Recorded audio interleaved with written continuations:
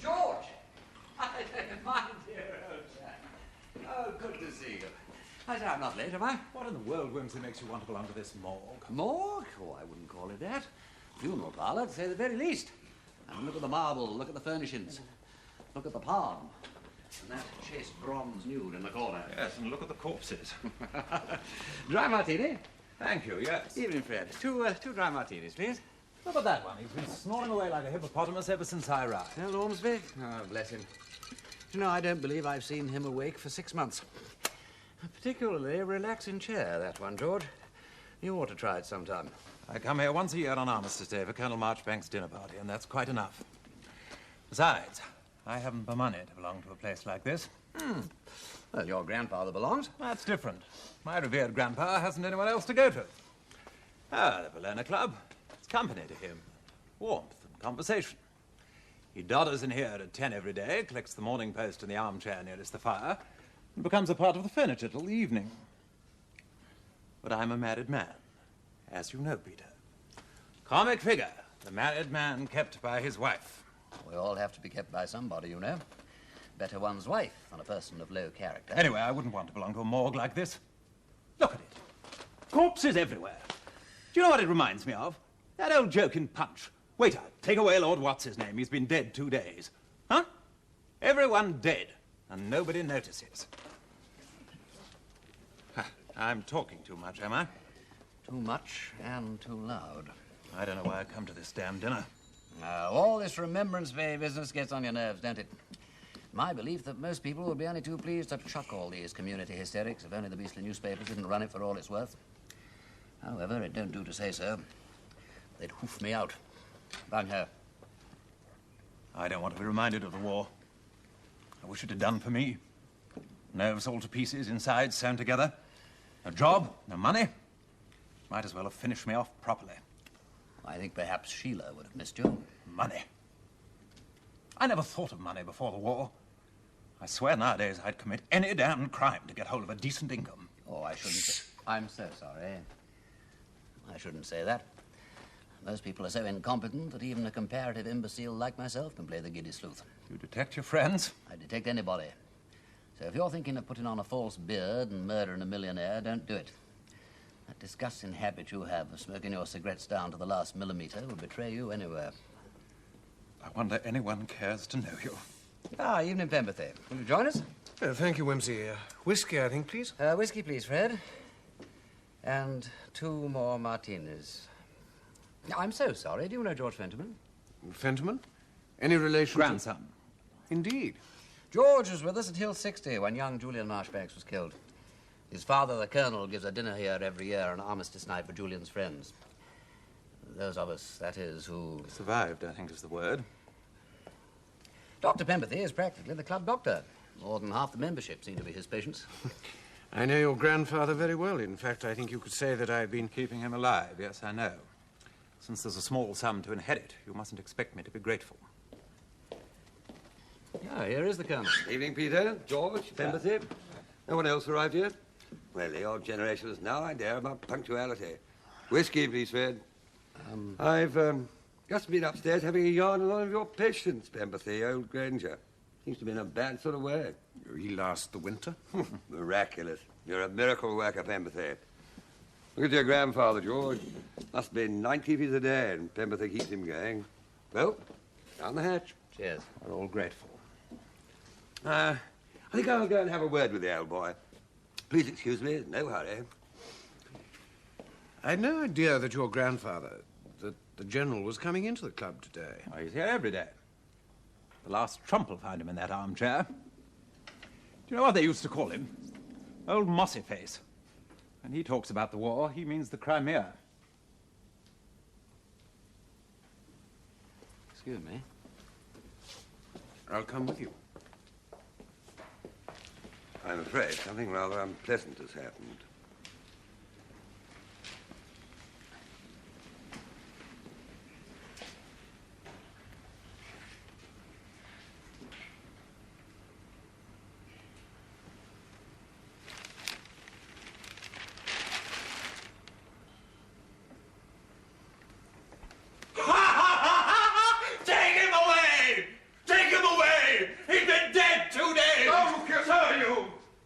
So am I. We're all dead, but none of us noticed. All right. I'll join you in a moment.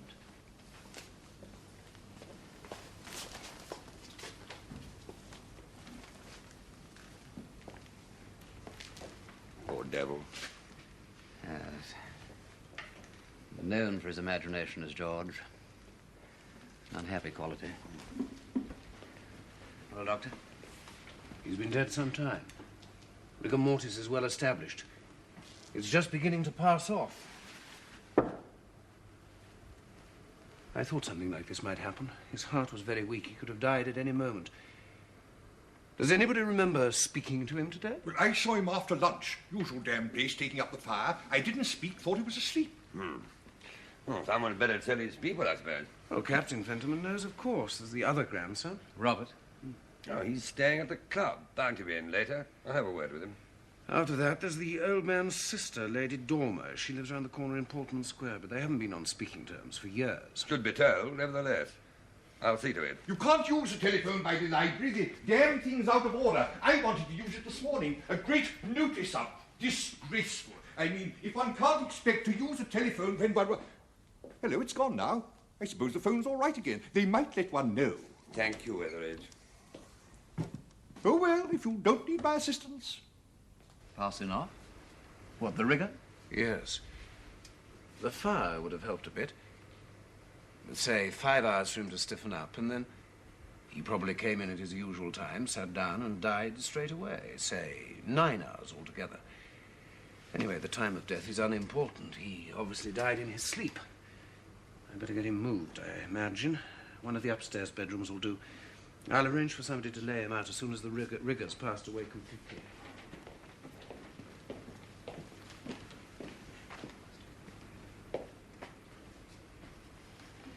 Have you broken the news to Lady 𝘠𝙠𝙦? Lady 𝘠𝙠𝙦's dead. Her maid tells me she passed quietly away at 10:30 this morning. General Fenterman? The mistress's brother. He's dead. This morning. Suddenly at his club. They just telephoned to say. I'm sorry. He didn't look well. Not in himself. No, he didn't. Poorly. Distinctly poorly. Oh, thank you, Mason.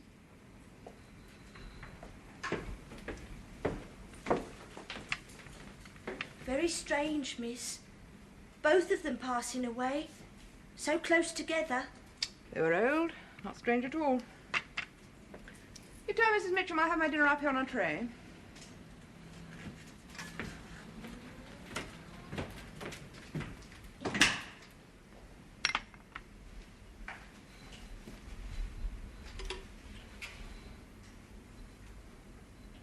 Langham 0929, please.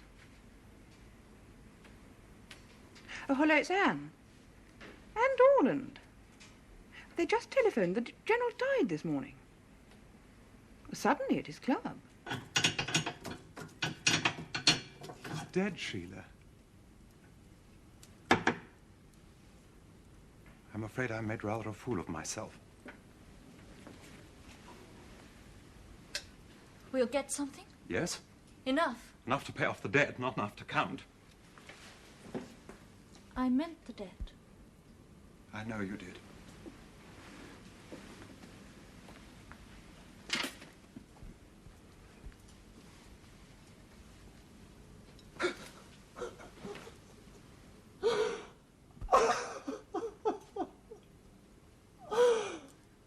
I don't think I like you going out to work. Sitting at that damn cash desk all day. Dear. I'm sorry. Dear love, George. I'm sorry. I've been feeling a bit odd all day. I've been feeling dashed, 𝘿𝙁. Have you taken one of your pills? No. I'll get you one. We'll have some cocoa and you take one of your pills. Not yet, eh? Hold on a bit. You're a better prescription for me than anything the quacks can give. As long as you don't get tired of coping. I shan't get tired. And we will get something.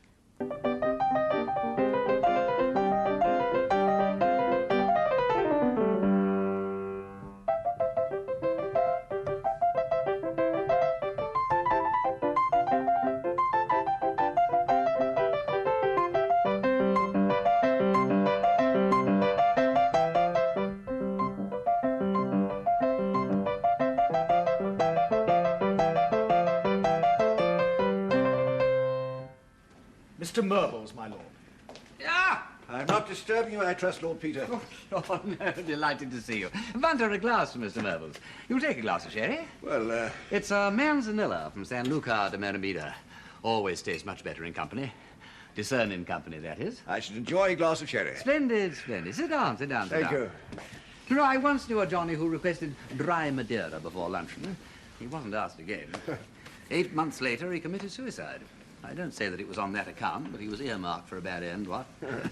Thank you, Pater, thank you. You're quite well, I trust? I'm in excellent health, sir. I'm obliged to you.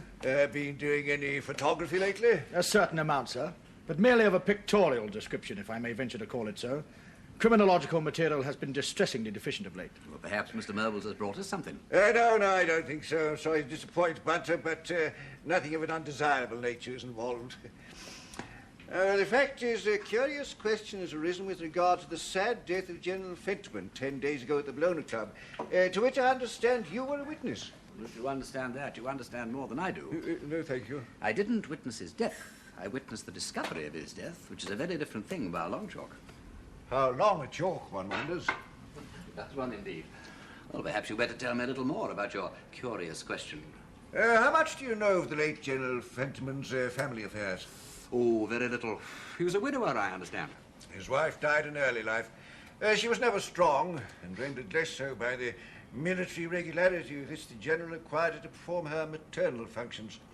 There are 2 surviving grandsons, Captain George Fentman... George, I know. And Major Robert. Robert, I've met. Regular army, distressingly hearty and all that. Yes, he's of the old Fentman stock. Poor George inherited a weakly strain from his grandmother, I'm afraid. Weakly? Nervous. George and I were brother officers, you know, 𝗪𝗺𝗺𝗀. He was very badly gassed, shot up, and hung about on the barbed wire, watching his best friend, Julian Marshbanks, bleed to death not 15 yards away. He was appallingly shell-shocked and suffered a breakdown from which he's not yet recovered. I, too, as I think you know, suffered a nervous breakdown at the end of the war. Perhaps simply to continue would be best. Let me get you some more sherry. No, thank you. We were speaking of General Fentman's family. He had, in fact, one other surviving relative, a sister. Yes, I know. She died too, I understand. At 10:30 in the morning of November the 11th. Mm-hmm. The General found dead in his usual armchair at the 𝗍𝗏𝗏 Club that same evening. But as to when he died, you see, one can't be certain. It's a matter of a will, I take it. Very perceptive, Lord Peter. I hope I'm not boring you, by the way. I'm bearing up, waiting for the point where the money comes in. There's a steely legal glitter in your eye which suggests that the thrill cannot be far off. Quite. The sister, Lady Dormer, had not for many years been on speaking terms with her family. Not, I hasten to say, by her choice. Mm-hmm. She had made a most unfortunate marriage, you understand. Unfortunate? To a man in trade. Button maker, to be precise. To make matters worse, she and her husband were extremely happy. Quite unforgivable. So the quarrel was never made up? And all the time, her husband, who already had some money, made a great deal more, was consequently knighted. And so on and so on. The Fentmans, I take it, had very little money. 1 or 2 minor bequests apart, the General has left a mere £2,000, which will go entirely to his younger grandson, George. And Robert knew? Oh, and approves. Mm-hmm. Robert's executor and residuary legatee. After George has been paid the £2,000, anything left will go to Robert. Plain sailing, ain't it?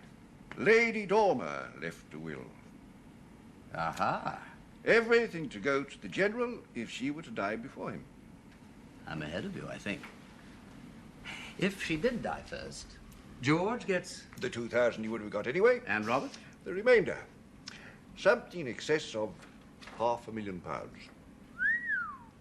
The situation is further complicated by the involvement of one other party. Miss Anne Dorland, a niece. She lived with Lady Dormer, has a studio in the house. She stands to inherit as well.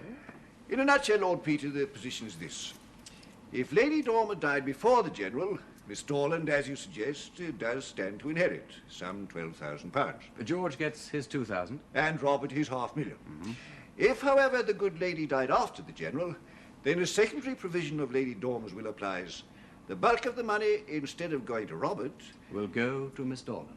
Exactly. Interesting. Most awkward situation. And commonly awkward. So everything depends entirely on when the General actually died. Precisely. I act for the Fentimans, and this Miss Dorland has other representations. What do you want me to do about it? You're a member of the 𝗿𝗺𝗺𝗏 Club, Lord Peter. You know the persons and places involved. You're exceptionally well fitted to make the necessary investigations without creating a scandal. If I were you, I'd get the parties concerned to come to an agreement. There are certain obstacles. Someone being greedy? Well.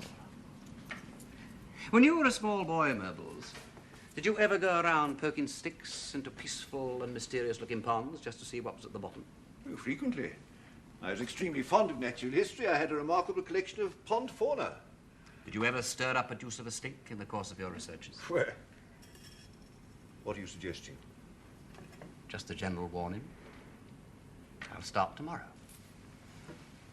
I shall enjoy it.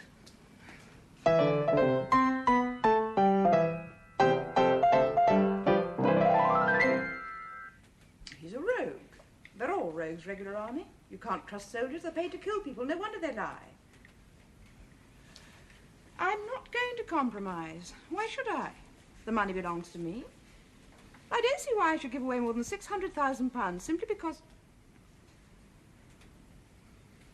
All right. All right, my darling. Yes.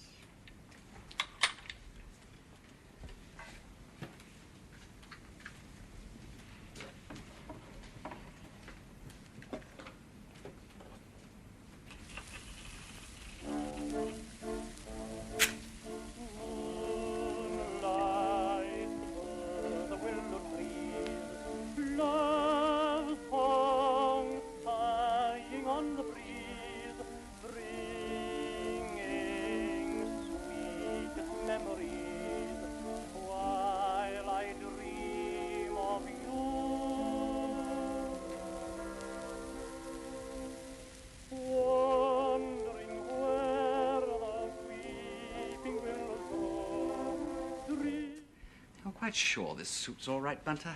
You know, I hate new clothes. I want to look approachable, but on no account loud. Approachable? I can't help wondering if the stripe of invisible green wouldn't have looked better if it had been a remote purple. No, my lord. Purple would not be an improvement. Interesting, yes. But if I may so express myself, decidedly less affable. Well, I'm sure you're right, Bunter. You always are. Anyway, it would have been a bore to get it changed now. Thank you. And I'll take the cane with the foot rule marked on it. I'll go on ahead, and I would like you to follow with the thingamajig in about an hour's time. I'll have a word with the secretary. I'm perfectly sure it'll be all right. Where is my lens, Bunter? Here, my lord. Oh, thank you. And the fingerprint powder is in your lordship's right-hand jacket pocket.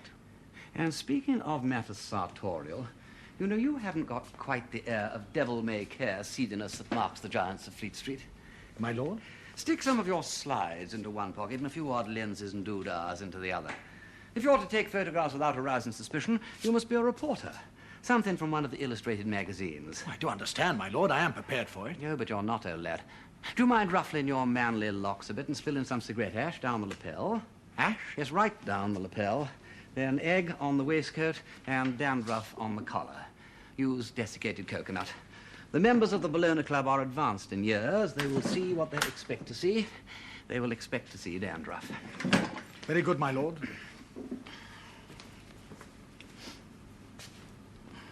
Boiled egg, my lord? Fried egg, Bunter. No, my dear Cully, nor do I want to make a fuss.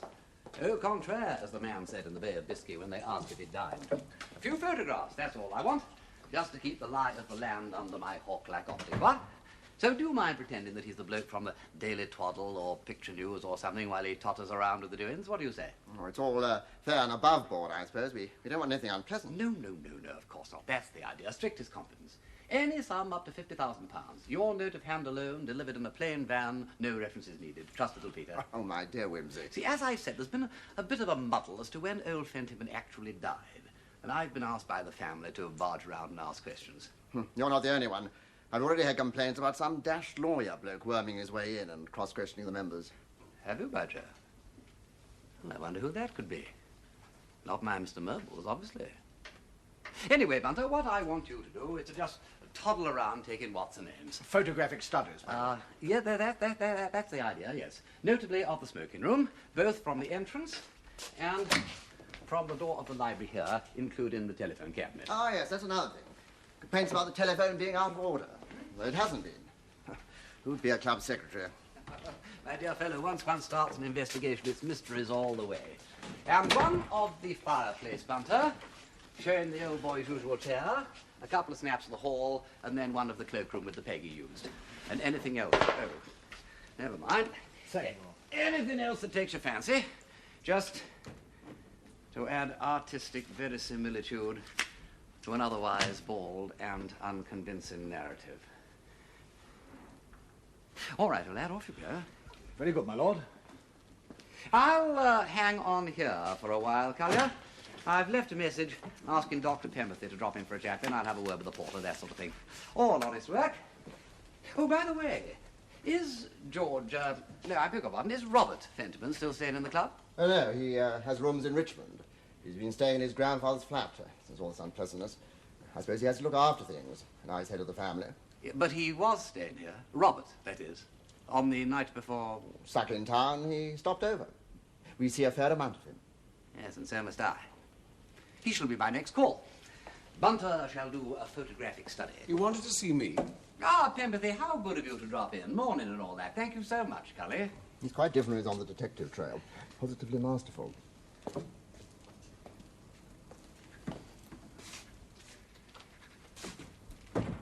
You're after the time of death, I imagine. You're very quick. No, it's clear there's a question. I had a lawyer fellow round the other day asking questions, acting for the niece. And Dolan? Tried to pin me down. Did he succeed? No, of course not. He seemed to think that you can say to a minute when a man dies simply by looking at his back teeth. Still, you can get a general idea. For instance, I've seen a good few corpses, even in my short life.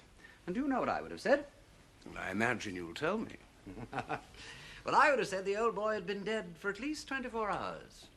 Well, you know that he couldn't have been. But you said yourself rigor mortis was well established, and it usually lasts for 24 hours. It can do. Sometimes it passes off quickly. Quick come, quick go, as a rule. Besides, there was a good fire. Nevertheless, I agree with you that in the absence of any other evidence, I should have put the death at rather earlier than 10 o'clock. Remind me about the other evidence. You're not a very good detective, Wimsey. Everybody knows that the General is to arrive here every morning at 10 o'clock. Yes. You knew the old boy's constitution pretty well, I take it. He was my patient. He was very frail. The heart begins to wear out a bit when you're over 90. He could have died at any moment, and he'd had a bit of a shock, do you see? Shock? After seeing his sister the afternoon before. They must have told you about that, since you seem to know so much about it. No, nobody told me about that. She was ill, dying, asked to see him. They hadn't spoken to each other for 50 years. He came round to Harley Street afterwards and saw me. Go on. He was excited.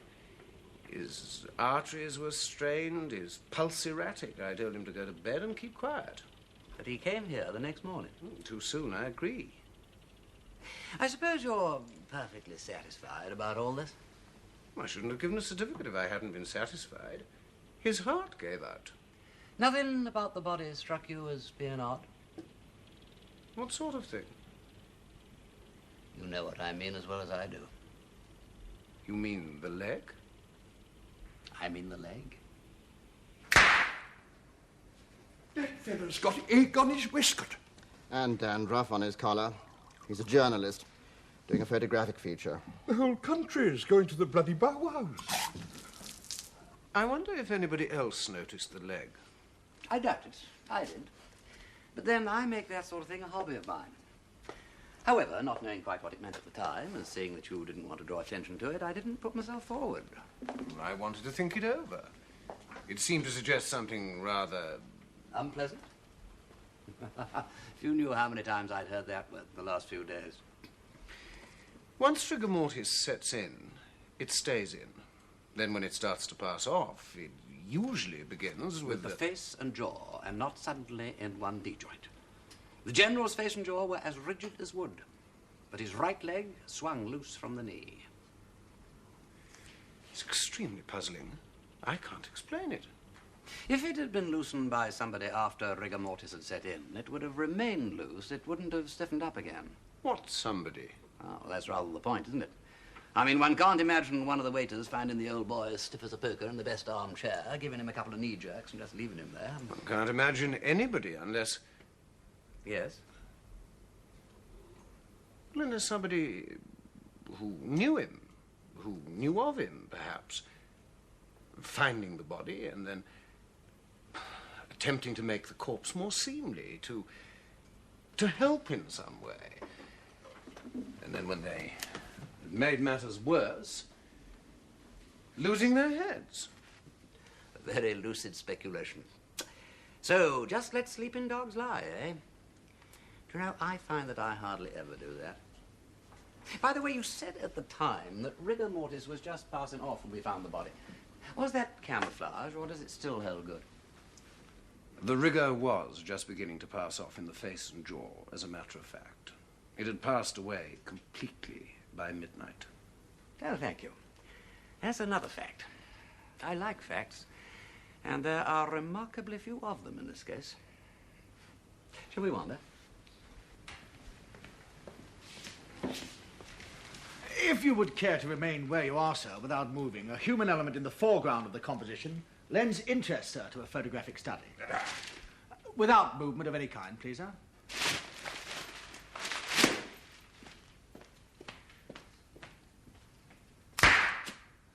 Thank you very much, sir. I think that will do very nicely.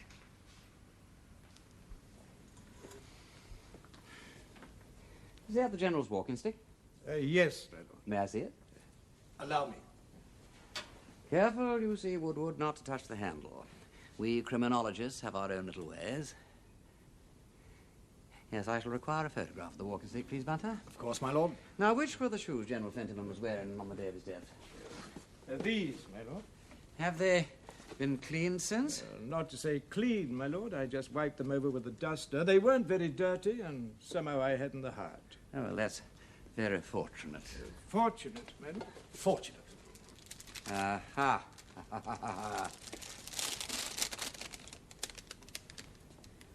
Label it, please, Bunter. I would like to keep this shoe, if I may. Yes. Better wrap it up. Paper? Yesterday's Morning Post. It's on the occasional table in the sitting room.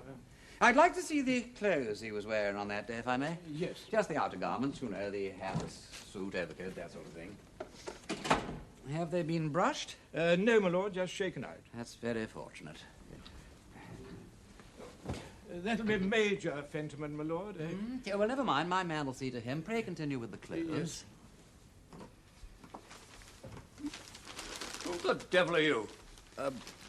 Just wrapping this shoe, sir. It is yesterday's paper.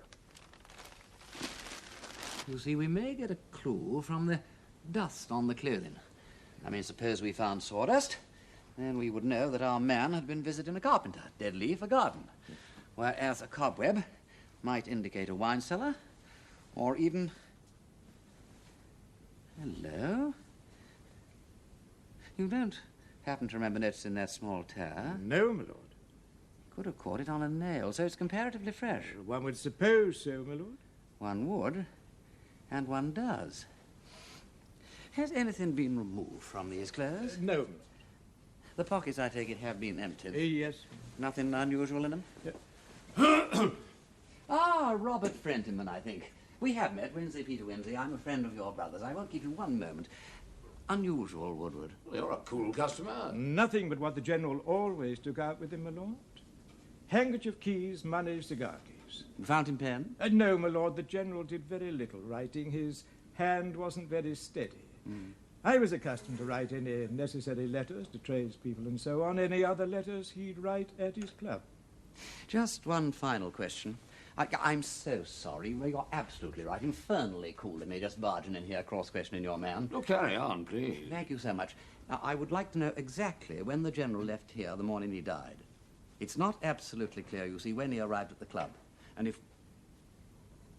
Yes? Well, that's a snag, you see. He didn't leave.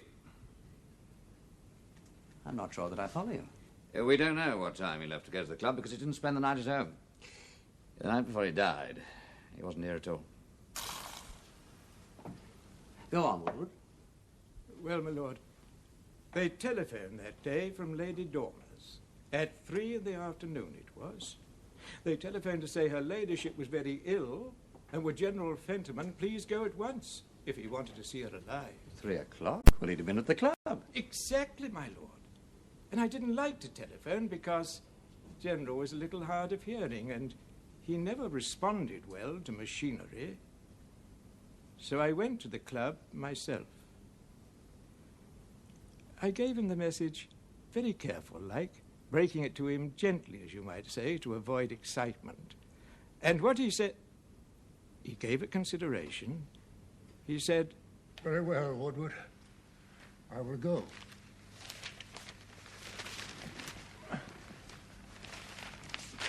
It is certainly my duty to go. I'll get your coat, sir, and call a taxi. Yes. And you can come with me, Woodward. I don't quite know how long I shall stay there. They'll see that I get home quite safely.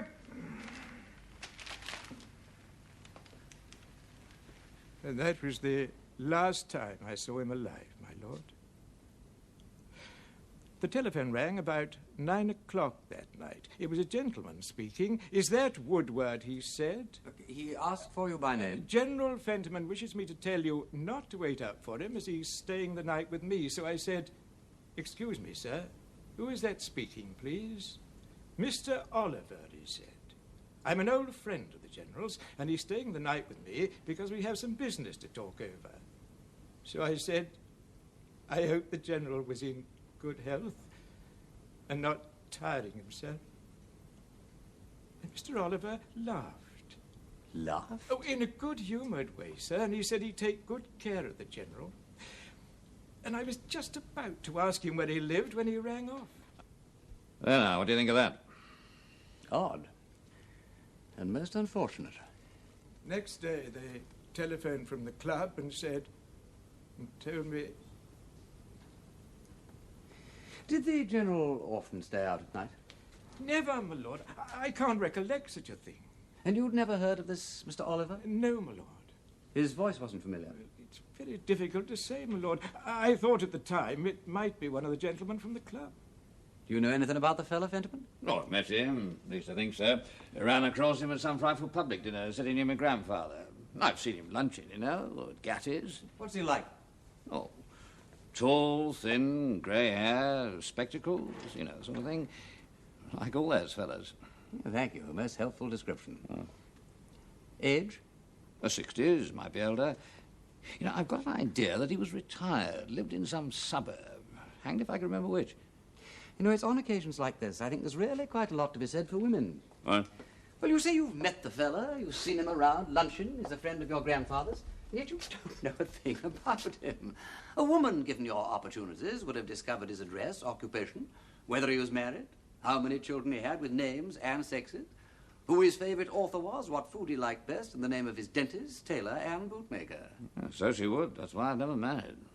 All the same, I think I'd try and remember a little bit more about Mr. Oliver if I were you, because it could make a difference of £500,000 to your fortune. You've looked through your grandfather's address book, I take it? Yes, no good, though. Then we better go through the London telephone directory. If he rang you here, we may assume that he's on the telephone himself. Tell you what I'll do. I'll keep having lunch at Gatti's. Well, if I've seen him there a couple of times, I might see him there again. I'll ask the waiters. Well, I'd keep off the 𝗪𝗺. It's abominable. Now, Woodward, do you mind if we take your fingerprints? fingerprints, my lord. Good God, you're not trying to fasten anything on Woodward. Look, I am not trying to fasten anything on anybody. I want the General's fingerprints to compare with some others that I've got at the club. There's a very excellent set on his walking stick, and I want to make sure that they are the General's and not Woodward's. Or even yours, for that matter. So perhaps you wouldn't mind, Huh? Oh, very well. Quite a Scotland Yard touch. How do you do it? I don't do it. Bunter does it. Woodward, you are perfectly certain that you've removed nothing from those clothes apart from what you took out of the pocket? Positive, my lord. How very odd. I'm not sure it isn't the oddest thing about this case. Odder even than Mr. Oliver. Oh, what's odd about it? Oh, just a little thing struck me. I expected to find something amongst those clothes which ain't there, that's all.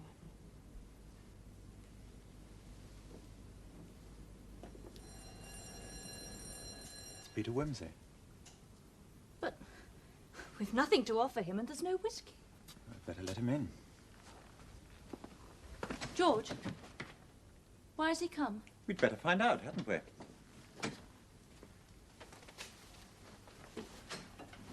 Wimsey. Well, I say, what a surprise.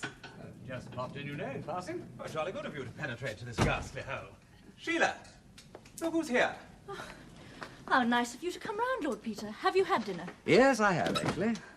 Do sit down. Oh, thank you. Like a whiskey, I expect. No, thanks, old lad. No, I've had a brandy already. Never mix the grape and the grain. I don't think we have any brandy, have we, George? No damn well we haven't. No, really, I don't want any more, thank you. Miserable fire, I'm sorry. Do wish you'd tell that blasted char of yours to fill the scuttle properly. She doesn't like being spoken to. I'm always afraid she'll give warning. Anyway, I'm generally gone before she gets here. You don't need to tell Wimsey you go out to work. He knows. Don't be so silly, George.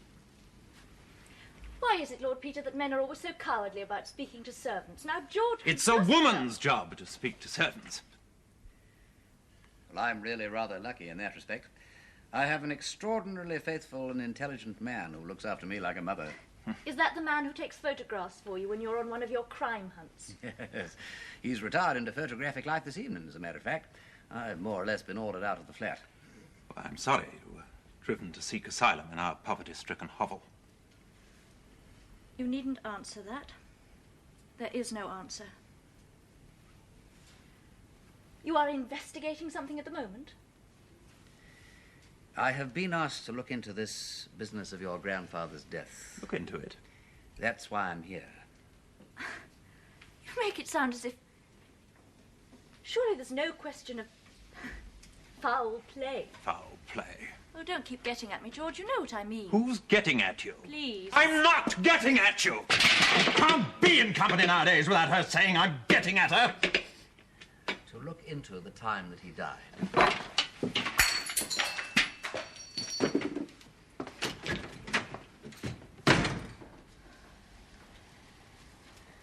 Having one of his bad fits? Yes. Look, I'm sorry. Look, I didn't really mean fits. Well, they are fits. Rages. It's a form of epilepsy, they think. Do they give him anything for it? Pills, but he doesn't always take them. The old man's death. Is that bothering him? The money. Ah.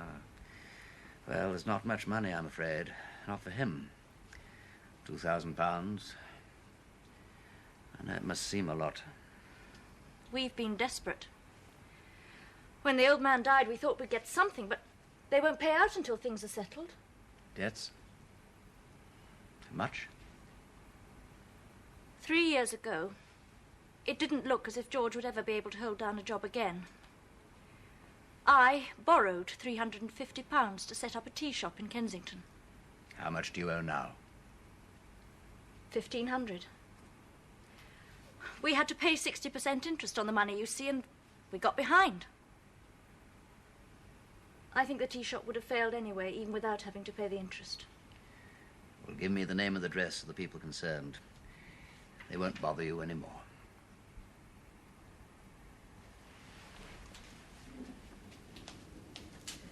You never spoke to Lady Dormer about this? Oh, no. George wouldn't have much to do with her. She was so rich, you see. He didn't want her to think that he was just after her money. And then he didn't like that niece of hers, the companion. Anne Dorland? Why not? She's one of those ugly, modern Chelsea women, he says. Hardly seems enough. She paints things. Green prostitutes, he says, with no clothes on. I'm not allowed to know her. George says a man can't get a decent job these days with all these hard-faced, cigarette-smoking females all over the place, pretending to be businesswomen. George is rather old-fashioned in some ways. George is a fool, but a sick fool. Don't worry too much.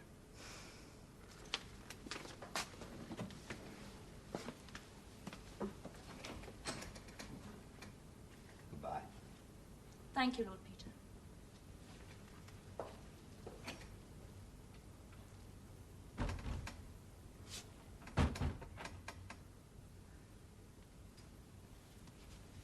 As I said before, I strongly advise your clients to settle. Yeah, but she won't settle. The Dorland woman won't settle. Or perhaps she knows something.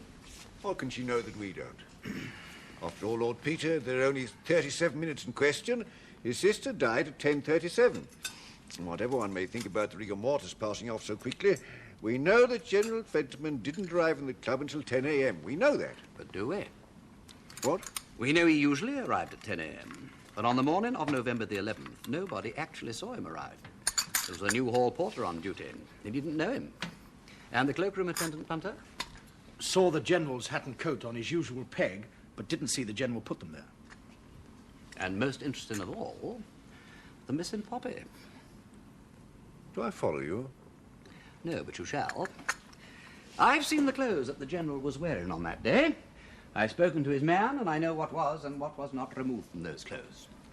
And on the morning of Armistice Day, when every member of the 𝗏𝗏𝗏 Club was wearing a poppy, gallant, true-blue General Fentiman was not, though he had walked to the club through streets filled with patriotic poppy sellers. Don't you find that interesting? It seems that he spent the night before his death in the company of an old friend, a Mr. Oliver. But nobody knows, you see, Myrtles, where the mysterious Mr. Oliver lives or what he looks like. So I think we'd better find him, don't you?